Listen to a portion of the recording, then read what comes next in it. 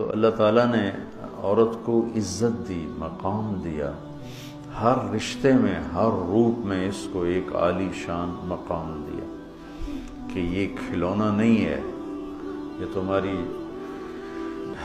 ہوس کو پورا کرنے کا آلہ نہیں ہے، اس کو اللہ نے عزت دی ہے، اس کو عزت کے ساتھ ہر رشتے میں اس کو عزت دو۔ اور علماء فرماتے ہیں کہ اللہ سیدھا دائیں طرف زیادہ افضل ہے بائیں سے،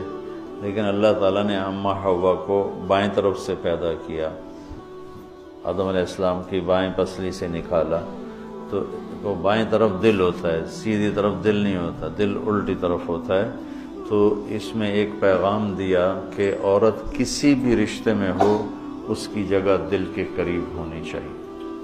یہ اس طرف سے پیدا کرنے میں یہ پیغام ہے کہ عورت کسی بھی روپ میں ہو وہ دل کے قریب ہونی چاہیے۔